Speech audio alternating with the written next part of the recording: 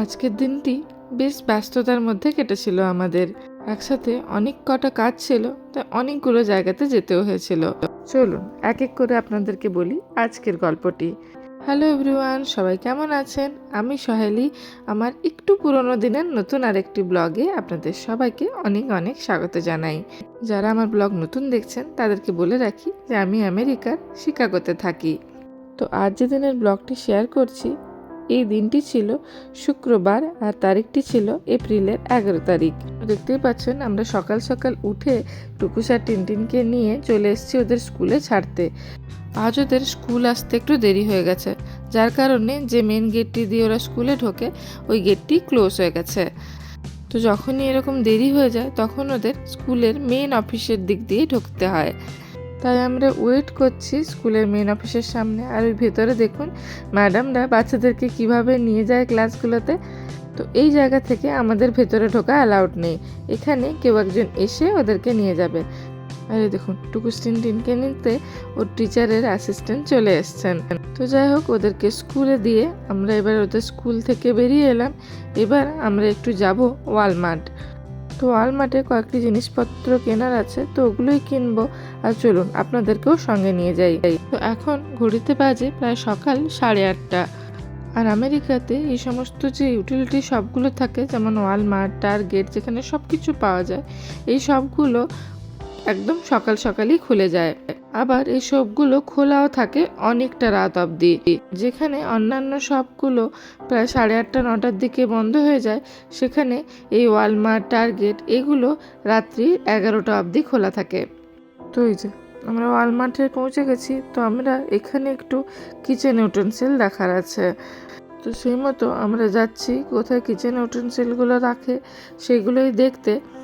তো এই দেখুন এই জায়গাটাতে সমস্ত কিচেন ইউটেন্সিলগুলো রাখা আছে। আর এই কেটলিটি দেখুন কি সুন্দর দেখতে, নাই কেটলিটি। তো যাই হোক আমি একটা কড়াই খুঁজছি, বাট এখানে সব কিছু ননস্টিকেরই ম্যাক্সিমাম। তো সেই কারণে আমি ঠিক যে জিনিসটি খুঁজছি সেই জিনিসটি অনেক দিন থেকেই পাচ্ছি না। ভাবলাম যদি ওয়ালমার্টে পাই, বাট এখানেও ঠিক সেইভাবে আমি যে রকম ধরনের কড়াই খুঁজছি ঠিক পেলাম না।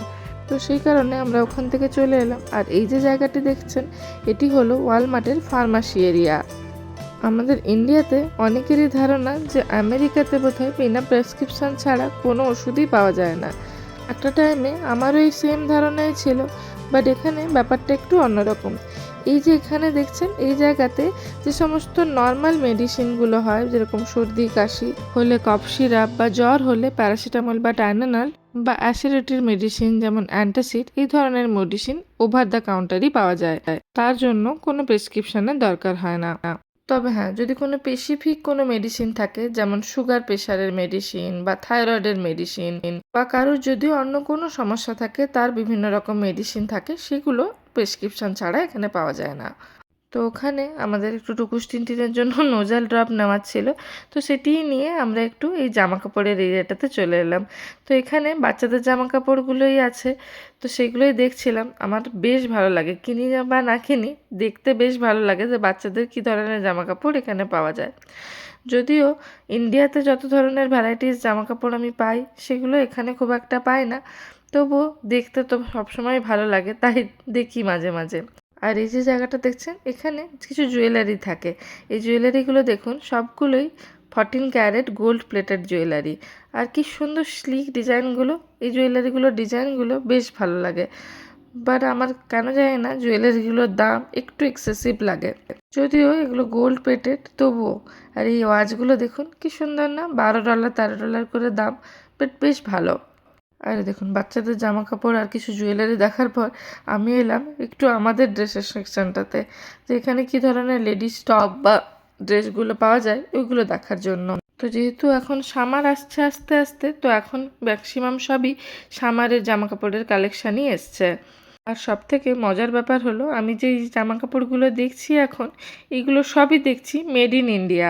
তো নিজেরই মনে হচ্ছে যে এই জামাটা ইন্ডিয়াতে কিনলে আমি এত দামে পেতাম, আর এখানে এসে আমাকে এত বেশি দাম দিয়ে জামাটি কিনতে হবে। যদিও এই ড্রেসগুলি ক্লিয়ারেন্সে ছিল তাই একটু কমে দিচ্ছে, বাট সেটাও আমার কাছে একটু বেশিই লাগছে। এখানে এই জামা কাপড় আর জুয়েলারির দামটা আমার একটু বেশিই মনে হয়। এই যে জামাগুলো দেখছেন এগুলো প্রায় $14 $15 করে দাম, তাও আবার ক্লিয়ারেন্সে। তো যাই হোক, ড্রেসগুলো এমনিতে ভালোই লাগছে, বাট $14 বা $15 দেওয়ার মতো ঠিক মনে হচ্ছে না। আর এই ড্রেসগুলো দেখুন, এগুলোও বেশ ভালো লাগছে, বাট এগুলো আবার ক্লিয়ারেন্সেও নেই। তাই ঠিকঠাক বাজেটে কিছু লাগলো না বলে শুধু দেখেই বেরিয়ে চলে এলাম। তো যাই হোক, এবার আমরা ওয়ালমার্টের কাজ শেষ করে বেরিয়ে এসেছি। তো এবার এখান থেকে একটু যাব আমেরিকার সবথেকে সস্তা জায়গাটিতে। তো আমরা গাড়ির দিকে যাচ্ছি এখন। তো গাড়িতে ওয়ালমার্ট থেকে যে জিনিসগুলি কিনলাম ওগুলো রেখে তারপরে যাব শপটিতে। এই শপটি এই ওয়ালমার্টের পাশেই আছে, তাই এখান থেকে হেঁটে হেঁটেই যাওয়া যাবে। তো চলুন আপনাদেরকেও দেখাই যে আমেরিকাতে সব থেকে সস্তাতে কোন জায়গাতে জিনিসপত্র পাওয়া যায়। তো এইটি হলো সেই জায়গাটি। এই দোকানটির নাম হচ্ছে ডলার ট্রি। তো এখানে ম্যাক্সিমাম সমস্ত জিনিস $1.25 পাওয়া যায়। আর এই জিনিসটা দেখুন, এই জিনিসটাকে হয়তো আপনারা সবাই চেনেন, এটাকে পিন হুইল বলে, যেগুলো আমরা ওই ছোটোবেলায় হাওয়াতে ঘোরাতাম। ওগুলো কাগজের হতো, এগুলো একটু বেটার কোয়ালিটির, বাট এখানে প্রচুর পাওয়া যায়। এখানে সমস্ত ধরনের জিনিসই আপনি পেয়ে যাবেন একটু সস্তা দামে। হ্যাঁ, একটু কোয়ালিটি কম্প্রোমাইজ হয় বটে, বাট তবুও কাজ চালানোর মতো জিনিস পাওয়া যায়। যেমন আপনাদের ঘরে যদি কোনো পার্টি থাকে তাহলে সেখানের জন্য এই ধরনের ইউজ অ্যান্ড থ্রো প্লেট পাওয়া যায়, বা ছোট ছোট প্লাস্টিকের জিনিসপত্র পাওয়া যায়। আর এখানে দেখুন কত কার্ড আছে, বিভিন্ন ধরনের কার্ড, অ্যানিভার্সারি, বার্থডে ডেকোরেশন, সমস্ত কিছুই এখানে $1.25 পাওয়া যায়। দেখুন এই বক্সগুলো কি সুন্দর, আপনি এই বক্সগুলোর মধ্যে কোনো গিফটও কাউকে দিতে পারেন। এখানে দেখুন কিছু DIY এর জিনিসপত্র রাখা আছে। তো এই যে ছোট ছোট ক্লিপ, ছোট ছোট বিটস, আপনি কিছু জিনিসপত্র বানাতে চাইলে এখান থেকে সেই জিনিসগুলো কিনে তৈরিও করতে পারেন। অন্যান্য জায়গার থেকে অনেকটা সস্তা দামেই পাওয়া যায়। তো আমি এই বিটসগুলো দেখছিলাম যে এই বিটসগুলো দিয়ে কিছু তৈরি করা যায় কি না। আর এই জায়গাটিতে দেখুন কি সুন্দর, সমস্ত ব্ল্যাঙ্ক ক্যানভাসের মতো কয়েকটি উডেন টাইপের জিনিসপত্র রাখা আছে। তো আপনি এটাকে নিজের মতো করে তৈরি করে নিতে পারেন যদি আপনার কিছু দরকার পড়ে। তো এই যে দেখুন কি সুন্দর ছোট ছোট ঘরের মতো জিনিস, এটাকে আপনি নিজের মতো করে কালার করতে পারেন, কিছু লেখালেখি করতে পারেন। তো আপনি যা চান সেটা আপনি বানাতে পারবেন। আর এটা দেখুন ছোট্ট স্লেটের মতো, কিন্তু কি সুন্দর ঘরের মতো তৈরি করা আছে। তো এরকম ছোট ছোট অনেক জিনিসই পাওয়া যায়। আমি চাইছিলাম আমার রুমের জন্য কয়েকটা শোপিস কিনবো বলে। আর এই জায়গাটাতে দেখুন কি সুন্দর সুন্দর কয়েকটি শোপিস রাখা আছে। তো আমি এই ধরনের ছোট ছোট দুটো বাড়ির মতো নেব। অ্যাকচুয়ালি আমি আমার রুমে একটি ফেরি গার্ডেন টাইপের তৈরি করতে চাইছি। তো সেই কারণে আমি দুটো ফেরি হাউস খুঁজছি। তো সেটিই নেব। আমার এই হাউসটি বেশ পছন্দ হয়েছে, তো আমি এইটি নিলাম, আর তার সাথে আরেকটি হাউসও নিলাম। তাছাড়াও এখানে দেখুন কিছু কিচেন ইউটেন্সিলও আপনি এখানে পেয়ে যাবেন, আর এগুলো সবই $1.25। যেমন এই দেখুন এখানে কত ধরনের হাতা, খড়াই, খুন্তি, এগুলো সব আছে। তাছাড়াও ছাঁকনি, পিলার, এই ধরনের সমস্ত জিনিসপত্রই আপনি এখানে পেয়ে যাবেন। আর এগুলো সবই $1.25 পেয়ে যাবেন। তবে হ্যাঁ, কিছু কিছু জিনিস একটু বেশি দামের থাকে, তবে সেটাও $5 মধ্যেই। $5 উপরে এখানে কিছু পাওয়া যায় না। আর এখন যেহেতু ইস্টার ছিল সামনে, তো সেই কারণে প্রচুর ইস্টার ডেকোরেশনও বিক্রি হচ্ছিল। এটি দেখুন কি সুন্দর লাগছে, একটি বানিয়ে দেওয়া আছে। তো যাই হোক, আমার যা নেওয়ার ছিল এটুকু নিয়ে আমরা বেরিয়ে এলাম। তো এবার আমরা বাড়ি ফিরবো। তো এখন প্রায় 9:30 মতো বেজে গেছে, তাই বাড়ি ফিরে খুব তাড়াতাড়ি করেই একটি কিছু রান্না করতে হবে, কারণ আজকে আবার ওদেরকে স্কুল থেকে নিতেও আমাদেরকে যেতে হবে। রোজই ওরা স্কুল ক্যাবে বাড়ি চলে আসে, বাট আমরা এই স্কুলে জানিয়েছিলাম যে শুধু ফ্রাইডের দিনটিতে আমরা ওদেরকে নিতে যাব। তো দেখুন বাড়ি চলে এসেছি, আর বাড়ি এসে খুব ঝটপট করে একটি মাছের ঝোল আর একটু ঢ্যাঁড়সের ভাজি ভাজি টাইপের বানিয়ে নিয়েছি। যদিও এখনও মাছের ঝোলটি খুব ভালোভাবে ফোটেনি, আর মাছ, আলু বা বাকি সবজিগুলো ঠিকমতো সিদ্ধ হয়নি। তবুও আমাকে গ্যাসটি বন্ধ করে তাড়াহুড়া করে বেরোতে হয়েছিল ওদেরকে আনতে যাওয়ার জন্য। ওদেরকে নিয়ে আসার পরে আবার কিছুক্ষণ ঝোলটিকে ফুটতে দিতে হবে। তো যাই হোক, সকাল সকাল বেরিয়েছিলাম, বেশ ঠান্ডা ছিল ওয়েদারটা, বাট এখন ঠান্ডাটা অনেকটাই কমে গেছে। এখন ঘড়িতে প্রায় 10:05 মতো বাজে। ওদের স্কুল ঠিক 10:15-তে ছুটি হয়ে যায়, আমাদের বোধহয় পৌঁছাতে একটু দেরি হয়ে যাবে। তো আমাদের পৌঁছাতে পৌঁছাতে একটু দেরি হয়ে গেছিলো, তাই ওই টাইমে ওদেরকে পিক করার সময়ের ভিডিওটি আর নিতে পারিনি। তো ওদেরকে এই যে পিক করার পরে গাড়িতে বসিয়ে দিয়েছি আর তখনই ভিডিওটি করলাম। তো এবার ওদেরকে নিয়ে বাড়ি যাব। তো বাড়ি গিয়ে ওদেরকে স্নান টান করিয়ে খাইয়ে দাইয়ে একটু ঘুম পাড়িয়ে ওদেরকে বিকেলে আবার নিয়ে যাব একটি হাসপাতালে, কারণ টুকুসের কয়েকটি টেস্ট দিয়েছিলেন ডক্টর, সেগুলো করাতে হবে। বাড়ি আসার পরে টিনটিনকে দেখুন, ওদের স্নান খাওয়া দাওয়া হয়ে গেছে, এখন আমরা বসেছি খেতে। সেই ফাঁকে টিনটিন খেলতে গিয়ে হাতটা একটু কেটে গেছে, আর যখন থেকে হাতটি কেটেছে তখন থেকে হাতটিকে এইভাবেই করে রেখেছে।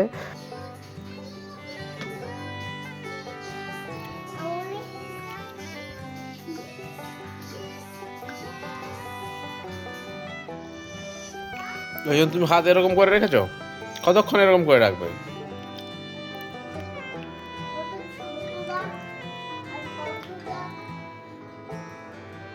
এইদিকে হাতটা দেখি, দেখি হাতটা দেখি,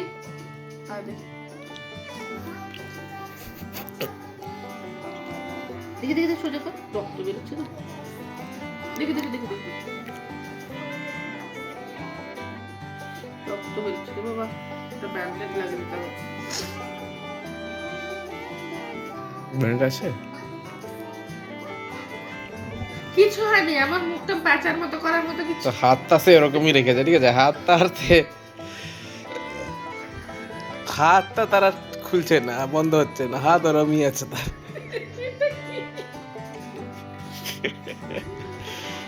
এটা কি পোজ? হাতটা কি এরকমই থাকবে যতক্ষণ না ব্যথা কমে, না যতক্ষণ না শোকায়? কিছুতেই ও হাতটাকে স্বাভাবিক করছিল না। যাই হোক, ওদেরকে ঘুম টুম পাড়িয়ে বিকেলবেলা আমরা আবার ওদেরকে নিয়ে বেরিয়েছি। এবার যাব একটু হাসপাতালে। তো এই হাসপাতালটি আমাদের বাড়ির একদম পাশেই, প্রায় 10 মিনিটের ড্রাইভ। তো কোনো টেস্ট করার থাকলে আমরা সবসময় ওদেরকে এই হাসপাতালটিতেই নিয়ে আসি।